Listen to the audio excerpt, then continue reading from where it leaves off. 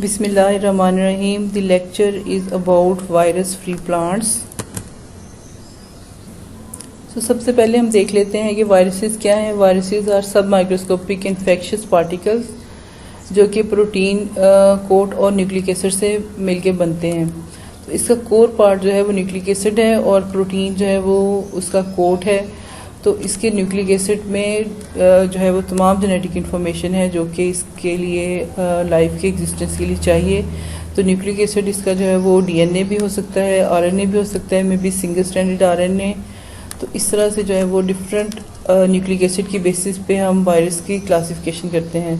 तो वायरस जो है वो अपना होस्ट का में जब इन्वेड करता है या उस पर अटैक करता है तो इसके बायोकेमिकल मशीनरी को यूज़ करके ट्रांसलेशन, ट्रांसक्रिप्शन और एप्लीकेशन के प्रोसेसेस जो है वो इसकी बायोकेमिकल मशीनरी को यूज़ करके करता है. तो वायरस जो है उसमें फ्री एनर्जी स्टोर नहीं होती और ये होस्ट के बाहर फंक्शनली एक्टिव नहीं होते. ये जब इनका सूटेबल होस्ट मिलता है जो तभी एक्टिव होते हैं और तभी ये अपने आप को एक्टिव करते हैं. तभी इनका डीएनए जो है वो रेप्लिकेट हो सकता है, तभी इनका आरएनए ट्रांसक्राइब हो सकता है और तभी इसमें प्रोटीन की ट्रांसलेशन हो सकती है. तो इस तरह से वायरसेस जो हैं ये पैरासाइट्स हैं क्योंकि ये अपने होस्ट की एनर्जी यूज़ करके तो और उसके एक्सपेंस पे ये अपनी लाइफ का जो प्रोसेस है वो कंटिन्यू करते हैं. अब वायरस किस तरह से प्लांट सेल्स में एंटर होते हैं या प्राइमरी इन्फेक्शन कॉज करते हैं. इसका जो एक बहुत जो कॉमन या यूजुअल मेथड है या जो सोर्स है वो ये है कि मैकेनिकल इंजरी से जो सेल वॉल में जो ब्रीचेस प्रोड्यूस होते हैं या ब्रेक्स प्रोड्यूस होते हैं और सेल मेम्ब्रेन में जो ब्रेक्स प्रोड्यूस होते हैं तो वहाँ से वायरस जो है वो सेल के अंदर एंटर हो जाता है. उसके अलावा जो है वो कुछ जो हर्बीवोर्स आर्थ्रोपोड्स हैं उनसे भी जो वायरस है वो प्लांट्स के जो डिफरेंट वेस्कुलर टिश्यूज़ है वहाँ पे ट्रांसफ़र होता है और इस तरह से पूरे प्लांट्स में वो स्प्रेड हो जाता है. उसके अलावा जो है वो सैप सकिंग इंसेक्ट्स या निमाटोड्स हैं उनमें भी अगर वायरस प्रेजेंट है तो उनसे भी जो वायरस है वो प्लांट्स में ट्रांसफ़र हो जाता है. उसके अलावा फॉर एग्ज़ाम्पल अगर वायरस जो है वो फॉर एग्ज़ाम्पल वाइट फ्लाई में प्रेजेंट है या किसी भी इंसेक्ट में प्रेजेंट है तो वो वायरस को प्लांट्स में ट्रांसफ़र करने का रीज़न बनती है. इस तरह से डिफरेंट जो एजेंट्स हैं जो कि वायरस को ट्रांसफ़र करते हैं प्लांट्स में वो वेक्टर के तौर पे काम करते हैं, वो वायरस को के लिए कैरियर के तौर पे काम करते हैं. उसके अलावा फंगल पैरासाइट्स जो हैं वो भी वायरस को प्लांट टिश्यू तक कैरी कर सकते हैं. मीन्स के फंगस भी एक सोर्स हो सकते हैं कि जो वायरस है वो प्लांट टिश्यू में स्प्रेड हो. उसके अलावा vertical transmission through infected seed और वेजिटेटिव प्रोपगेशन भी एक सोर्स है. और उसके अलावा पोलन ट्रांसफॉर्मेशन भी एक सोर्स है कि प्लांट्स के डिफरेंट पार्ट्स जिसमें कि अगर सीड है उनमें ऑलरेडी वो वायरस से इन्फेक्टेड हैं तो उस या वेजिटेटिव प्रोपगेशन प्रोसेस के दौरान और पोलन ट्रांसमिशन के दौरान क्रॉसिंग ओवर के दौरान भी वायरस जो है वो प्लांट्स में ट्रांसमिट हो सकते हैं.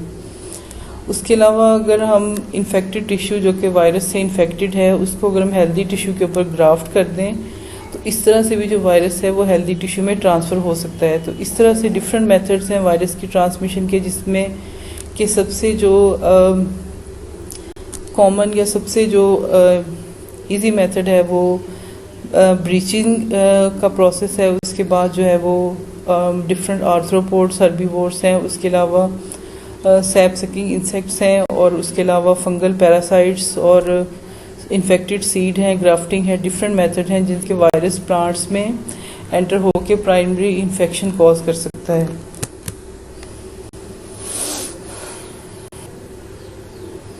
अब वायरस की इम्पोर्टेंस क्यों है. वायरल डिजीज़ जो हैं वो प्लांट्स के लिए बहुत इम्पोर्टेंट है क्योंकि ये क्रॉप के लिए ह्यूज लॉस की कॉज हो सकती हैं और इससे क्रॉप की quality through out the world बहुत ज़्यादा इफ़ेक्ट होती है. और different viruses like tobacco mosaic virus, leaf curl virus और इसके अलावा जो भी कसावा मोज़ेक वायरस है, कॉलीफ्लावर मोज़ेक वायरस है, ये सब वायरस जो हैं वो सीवियर इकोनॉमिक लॉसेस का काज हो सकते हैं। तो इस तरह से जो है वो वायरस जो है वो ज़्यादातर वेस्कुलर टिश्यूज़ में ही रिस्ट्रिक्ट होता है, वहीं से ये स्प्रेड होता है और उसके बाद जो है वो प्लांट्स में सिस्टेमिक इन्फेक्शन भी कॉज कर सकता है और उसके अलावा ये लोकल इन्फेक्शन भी कॉज कर सकता है। लेकिन वायरसेस जो हैं वो मोस्टली सिस्टेमिक इन्फेक्शन कॉज करते हैं। अगर एक प्लांट के एरिया में कहीं वायरस की इन्फेक्शन हुई है तो ये सिस्टेमिकली वेस्कुलर टिश्यू की हेल्प से पूरे प्लांट में ट्रांसफ़र हो जाता है और इस तरह प्लांट्स में जो इन्फेक्शन पूरे प्लांट्स में पूरी बॉडी में शो हो, दैट इज़ सिस्टेमिक इन्फेक्शन।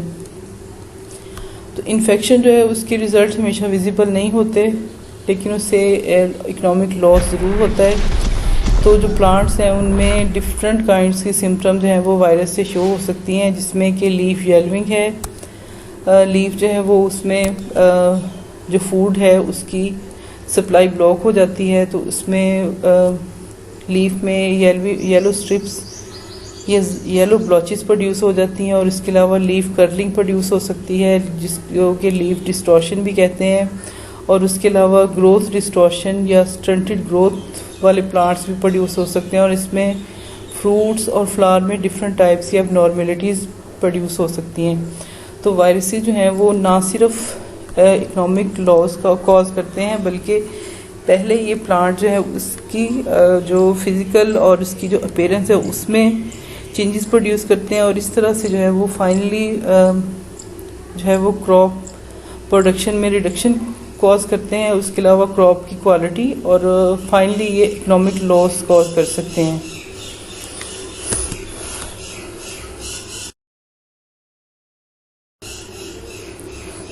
तो वायरस फ्री प्लांट प्रोड्यूस करना क्यों इम्पोर्टेंट है, या हम क्यों वायरस फ्री प्लांट्स को प्रोड्यूस करते हैं। हम जानते हैं कि बैक्टीरिया और फंगस जो है इसकी इन्फेक्शन को ट्रीट करने के लिए डिफरेंट बैक्टीरिसाइड या फंगिसाइड कंपाउंड जो हैं वो अवेलेबल हैं, जिनको कि हम यूज़ करके बैक्टीरिया और फंगस को एलिमिनेट कर सकते हैं। तो डिफरेंट बैक्टीरिसाइड और फंगिसाइड जो हैं वो मार्केट में अवेलेबल हैं। फॉर एग्जांपल सीड है, हम उनको डिफरेंट फंगिसाइड से ट्रीट करते हैं तो उसमें से फंगस की कंटेमिनेशन बहुत हद तक जो है वो हम उसको ओवरकम कर सकते हैं। इसी तरह बैक्टीरिया की कंटेमिनेशन को भी ओवरकम करने के लिए डिफरेंट बैक्टीरियाइडल एजेंट्स जो हैं वो मार्केट में अवेलेबल हैं, लेकिन वायरस की कंटेमिनेशन को स्टॉप करने के लिए या इसकी कंटेमिनेशन को कंट्रोल करने के लिए कोई भी कमर्शियली अवेलेबल ट्रीटमेंट नहीं है। और जो वायरस की डिजीज़ हैं वो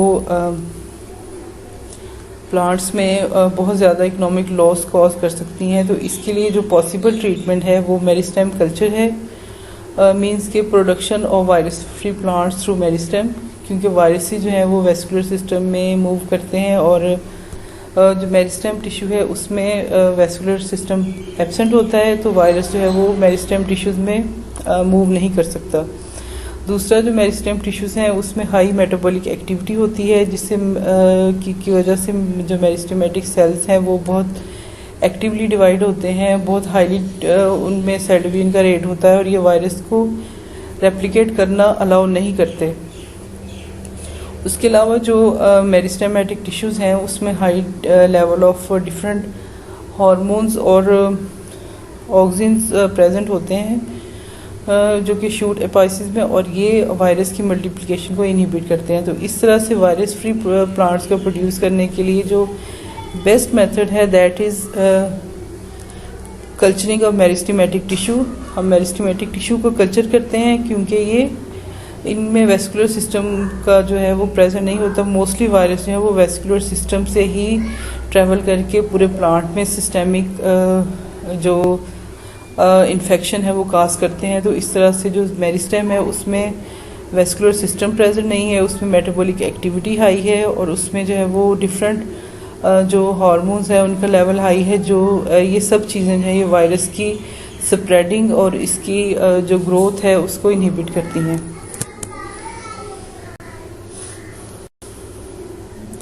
सो वायरस एलिमिनेशन का जो मेथड है उसमें यह है कि प्लांट्स को जो कि किसी एक या ज़्यादा टाइप्स के वायरसेस से इन्फेक्टेड होते हैं जिनका हम नहीं जानते, इनके लिए हम जो हॉर्टिकल्चर जो ट्रीटमेंट करते हैं वो हम मेरिस्टेमेटिक टिश्यूज़ जो हैं उनको हम यूज़ करते हैं और उनको हम कल्चर करते हैं। इस तरह से जो वायरस वाला पार्ट है उसको हम रिमूव कर देते हैं, एलिमिनेट कर देते हैं, और जो नॉन वायरल पार्ट है जो कि वायरस फ्री पार्ट है उसको हम टिश्यू कल्चर मीडिया पे ग्रो करके मल्टीप्लाई करते हैं, फिर उससे हम वायरस फ्री प्लांट्स को प्रोड्यूस कर लेते हैं।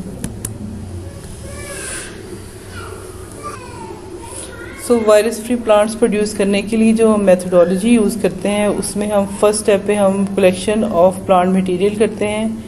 जो भी प्लांट मटेरियल है जो हमारे लिए ससेप्टेबल है कि इसमें या हम सस्पेक्ट कर सकते हैं कि इसमें वायरस है, हम उसको कलेक्ट करके उसकी क्लीनिंग और सरफेस स्टेरिलाइजेशन करते हैं उस एक्स प्लांट की।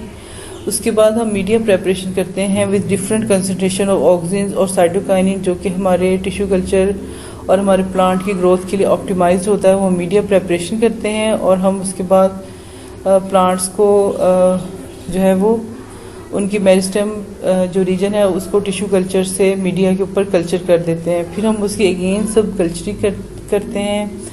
उसके बाद हम इन प्लांट्स को सॉइल में एक्लेमेटाइज करते हैं और ग्रीन हाउस में भी, ताकि ये प्लांट जो है ये एक्सटर्नल कंडीशन से अच्छी तरह से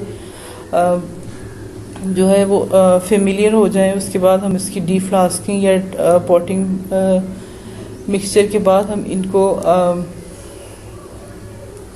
प्लांट्स को वाटरिंग देते हैं और इस तरह से वायरस फ्री प्लांट्स का जो मैस है वो हमें मिल जाता है। तो इस तरह से हम मेरिस्टेम टिश्यू जो है उससे हम वायरस फ्री प्लांट्स को टिश्यू कल्चर की हेल्प से प्रोड्यूस कर सकते हैं। तो ये स्टेप्स हैं जिनको फॉलो करके हम वायरस फ्री प्लांट्स को प्रोड्यूस कर सकते हैं। ये हम मेथड मोस्टली पोटैटो में यूज़ करते हैं। उसके अलावा जो दूसरी डिफरेंट क्रॉप्स हैं उनमें भी हम ये मेथड जो है वो मेरिस्टेमेटिक कल्चर का यूज़ करते हैं।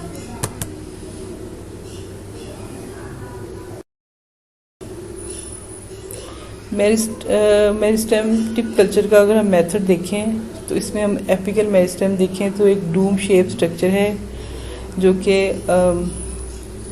Actively dividing cells with 1 to 2 leaf primordia. इसकी साइडों पे लीफ प्राइमोडिया आप देख सकते हैं।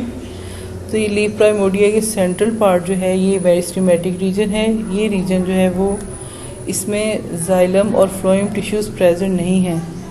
तो हम इनको स्टेराइल कंडीशन में हम मेरिस्टेम को एक्सरसाइज करते हैं और उसके अलावा जो है हम जो है वो इन विट्रो और इन विवो कंडीशन में फिर हम इन जो है वो जो स्टेराइल हमें एक्सप्लांट हम आइसोलेट करते हैं, हम इनको टिश्यू कल्चर मीडिया पे ग्रो करवाते हैं और इसको ग्लास टेस्ट ट्यूब में ट्रांसफ़र करते हैं जिसमें कि सॉलिड एमएस मीडिया है।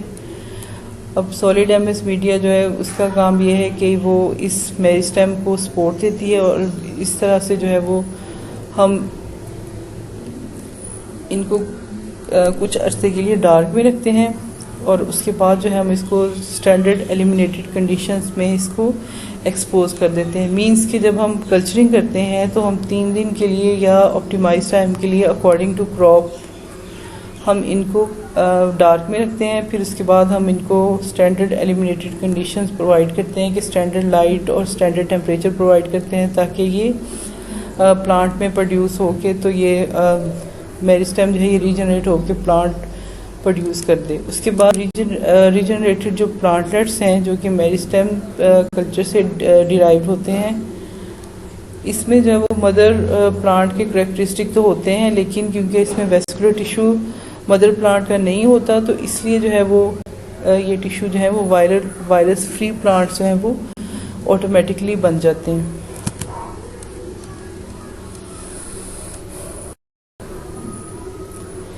तो मेरिस्टेम कल्चर जो है वो वायरस फ्री प्लांट का एक सोल्यूशन है। हमने पहले भी देखा कि 4 डिफरेंट रीजंस जो है वो ये हैं कि वायरस फ्री प्लांट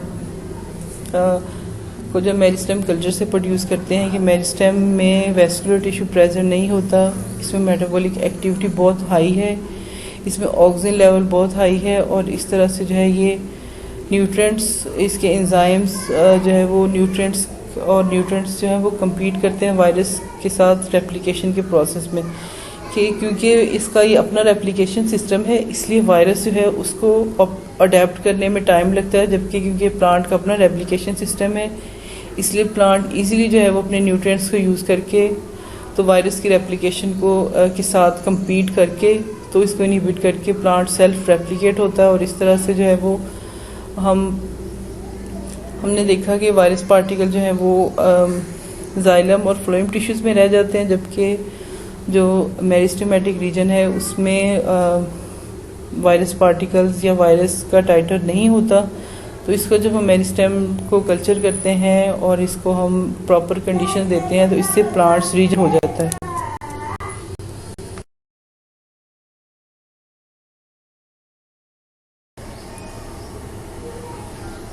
तो वायरस फ्री प्लांट्स के क्लोन प्रोड्यूस करने के लिए डिफरेंट स्ट्रेटजीज़ यूज़ की जाती हैं, जिसमें कि कीमोथेरेपी, थर्मोथेरेपी और मेरिस्टेम टिश्यू कल्चर जो है वो इम्पॉर्टेंट है। जिसमें सबसे इम्पॉर्टेंट मैंने आपको पहले भी बताया कि मेरिस्टेम टिश्यू कल्चर मेथड है। कीमोथेरेपी में हम ये करते हैं कि डिफरेंट जो एंटीवायरल ड्रग्स हैं उससे प्लांट के पार्ट्स को ट्रीट करते हैं, और थर्मोथेरेपी में हम जो प्लांट्स हैं उनको हीट ट्रीटमेंट देते हैं ताकि वायरस जो है वो किल हो जाए।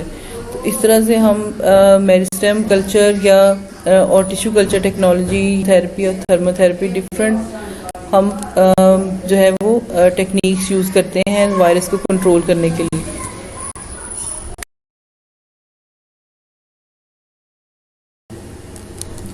सो हीटिंग ट्रीटमेंट में जो वायरस है वो उसको हम हीट ट्रीटमेंट देते हैं ताकि उसका आरएनए ब्रेक हो सके।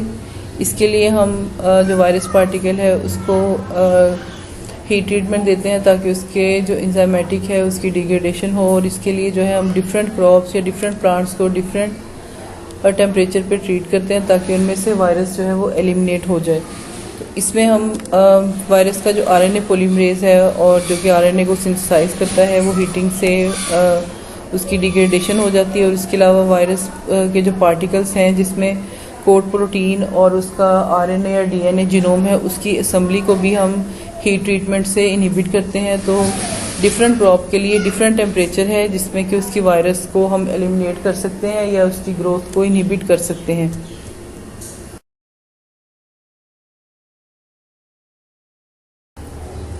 कीमोथेरेपी में हम वायरस को डिफरेंट एंटी माइक्रोबियल एजेंट्स के साथ ट्रीट करते हैं जो कि वायरस की सिम्टम्स को और इसकी मल्टीप्लिकेशन को सप्रेस करते हैं। ये केमिकल जो है उसमें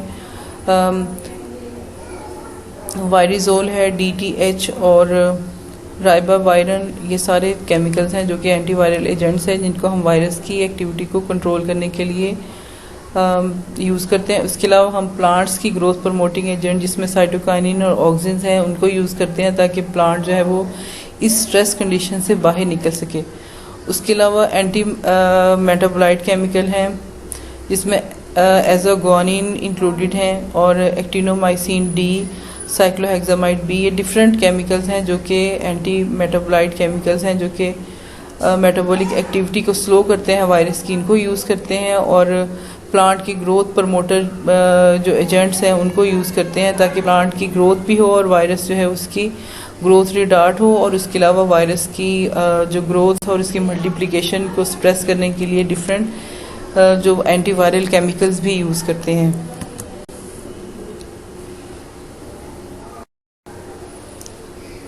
वायरस एलिमिनेशन के लिए जो डिफरेंट स्टेप्स हैं जो कि हम मेरिस्टेम कल्चर में यूज़ करते हैं उसमें जो है वो एक तो मेरिस्टेम एक्सप्लांट का साइज़ है कि इसका साइज़ इतना छोटा होना चाहिए कि इसमें जाइलम और फ्लोएम रीजन प्रेजेंट ना हो। उसके अलावा जो है वो टर्मिनल बड जो है वो उसमें ग्रोथ क्योंकि स्ट्रॉन्ग होती है इसलिए हम मोस्टली टर्मिनल बड या एपिकल मेरिस्टेम को यूज़ करते हैं because it is more rapidly dividing और इसकी डिवीजन भी रैपिड होती है और इसके अलावा ये ज़्यादा स्ट्रॉन्गर इसमें ग्रोथ है। उसके अलावा सीज़न भी मैटर करता है वायरस फ्री प्लांट प्रोड्यूस करने के लिए, और प्लांट्स की जो जर्मिनेशन और उनकी ग्रोथ को या उनकी प्रोलिफरेशन को देखने के लिए कि सीज़न अगर है तो किसी भी क्रॉप का उस सीज़न में अगर हम जो है वो मेरिस्टेम कल्चर को यूज़ करें वायरस एलिमिनेशन के लिए तो उसमें जो है वो जो डोरमेंसी का सीज़न नहीं है उसमें जो है वो हम अपने अच्छे रिजल्ट्स गेन कर सकते हैं। उसके अलावा हीट ट्रीटमेंट है उसमें हम वाटर या एयर में हम से की प्रेजेंस में हम हीट ट्रीटमेंट देते हैं। फॉर एग्जांपल हम पानी जो है उससे प्लांट्स को एक्सपोज करते हैं, और वाटर में जो टेम्परेचर है वो हम 40 to 50 इस तरह से डिफरेंट रेंज का यूज़ करते हैं। उसके अलावा हम एयर में भी हम हीट ट्रीटमेंट दे सकते हैं, एयर ड्राई कर सकते हैं। उसके अलावा कल्चर मीडिया जो है उसको भी हम यूज़ करके उसमें हाई कंसनट्रेशन ऑफ ऑक्सीजन और साइटोकाइनिन यूज़ कर सकते हैं, जिससे कि प्लांट्स की ग्रोथ तो इफ़ेक्ट ना हो लेकिन वायरस की ग्रोथ जो है वो इनहिबिट हो सके।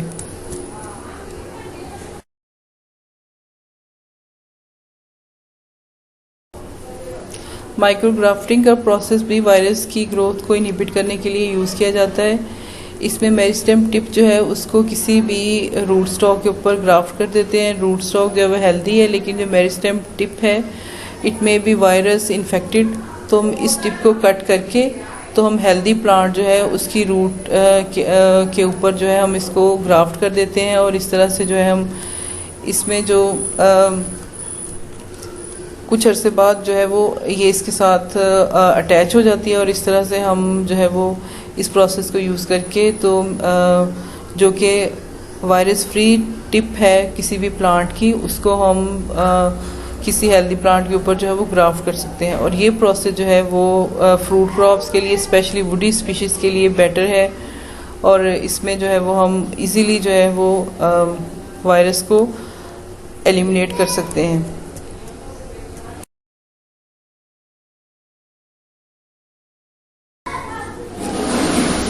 तो वायरस को एलिमिनेट करने के लिए हम जो मेथड यूज़ करते हैं उसकी समरी ये है कि हम प्लांट को जब फील्ड से लेते हैं तो हम इसको पहले ग्रीन हाउस में उसको हीट ट्रीटमेंट देते हैं 35 डिग्री सेंटीग्रेड पर, और इस तरह से भी हमें वायरस फ्री प्लांट मिल सकते हैं। फिर उन प्लांट्स को मेरिस्टेम कल्चर या उनको जो है वो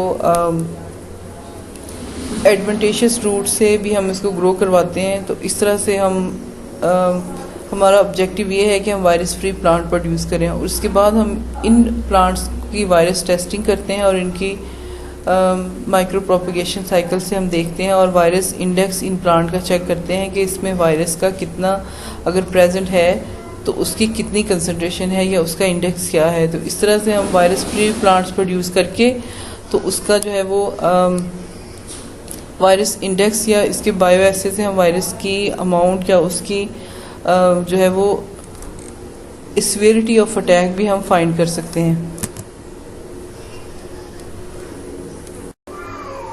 सो virus indexing is detecting virus in any plant और एनी सस्पेक्टेड पार्टिकल के हम वायरस इंडेक्सिंग का ये मतलब है कि हमें प्लांट या किसी भी ऐसा जो भी ऑर्गेनिज्म है जिसमें कि हम सस्पेक्ट कर सकते हैं कि इसमें वायरस है या नहीं, तो इसको डिटेक्ट करने के प्रोसेस को हम वायरस इंडेक्सिंग कहते हैं कि what is level of infection and what is extent of infection, और ये कि इन्फेक्शन है या नहीं।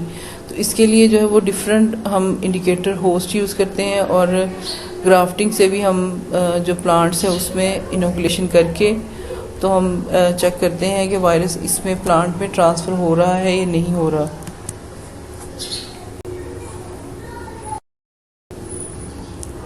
वायरस इंडेक्सिंग के डिफरेंट जो है वो बायोलॉजिकल एसेज हैं, जिसमें कि डीएनए एक्सट्रैक्शन, ग्राफ्टिंग और बायो एसे से हम वायरस का जो टेस्ट है वो कर सकते हैं। वो वायरस की कंसंट्रेशन हम पीसीआर से भी डिटरमिन कर सकते हैं हम, उसके अलावा जो है वो ग्राफ्टिंग से, और उसके अलावा बायो एसे जो हैं वो डिफरेंट, उनसे भी हम वायरस की इंडेक्स जो है वो हम फाइंड कर सकते हैं।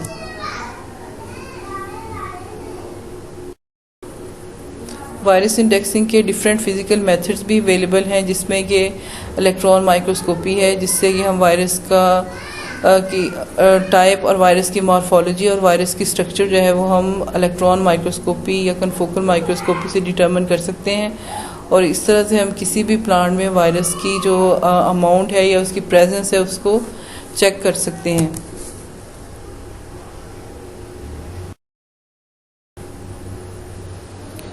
सो वायरस इंडेक्सिंग के लिए जो है वो डिफरेंट अम्यूनो एसिड्स भी हैं, जिसमें अम्यूनो इलेक्ट्रॉन माइक्रोस्कोपी है, और ये आप देख सकते हैं लेफ़्ट साइड पे जो एलाइजा प्लेट्स हैं, इसमें एंजाइम लिंक एमिनोसॉर्बेंट ऐसे जो एक एंजाइम रिएक्शन है, इससे भी हम वायरस की प्रेजेंस को फाइंड कर सकते हैं। उसके अलावा डॉट अम्यूनो बाइंडिंग ऐसे है और टिश्यू ब्लॉट अम्यूनो ऐसे है, डिफरेंट ऐसे हैं जिनसे कि हम वायरस की प्रेजेंस को चेक कर सकते हैं और इसकी एक्सटेंट ऑफ इन्फेक्शन को चेक कर सकते हैं।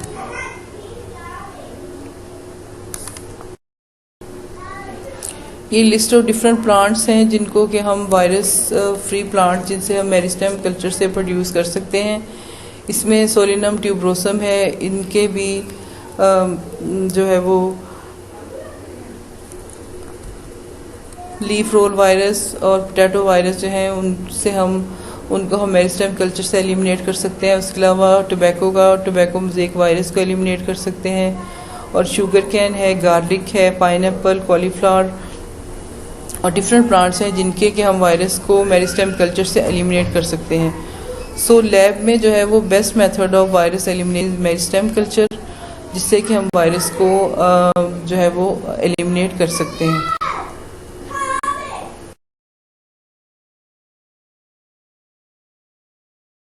जो मैंने डिफरेंट बुक्स और लेटेस्ट आर्टिकल से लिए हैं, तो इनको यूज़ करके तो मैंने ये लेक्चर को प्रिपेयर किया है।